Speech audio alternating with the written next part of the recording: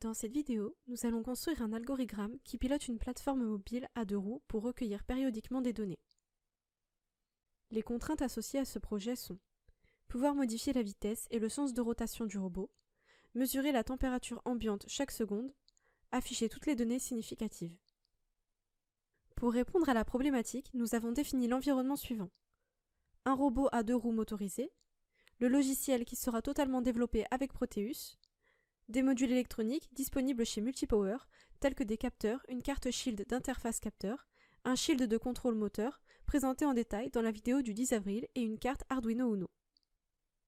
Nous disposons d'un starter kit Grove, très pratique pour réaliser des petits projets significatifs. Ce kit est composé d'une carte de base sur laquelle de nombreux capteurs peuvent être connectés afin d'interagir avec la carte Arduino.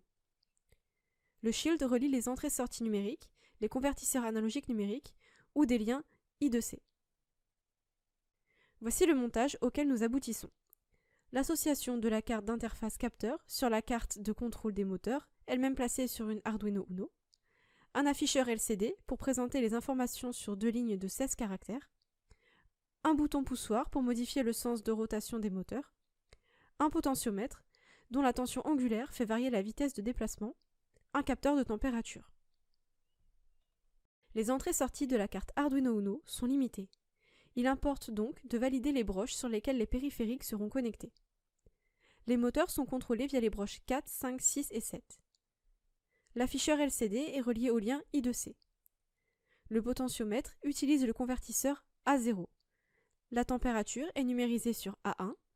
Le bouton, géré par interruption INT0, est relié au connecteur D2.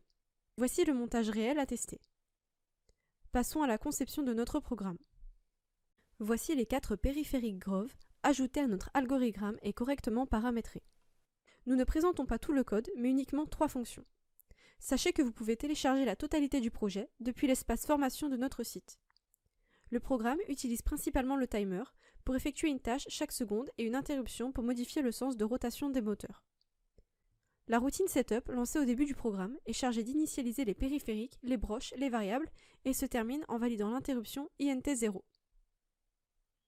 Voici les actions réalisées dans la fonction leadData qui dépend du timer pour s'exécuter chaque seconde, lire les données et mettre à jour l'état du robot.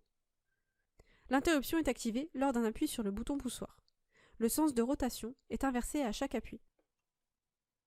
La position angulaire du potentiomètre est un réel qu'il faut convertir en entier pour régler le PWM de la vitesse des moteurs. Voici le code de conversion qui utilise la fonction round.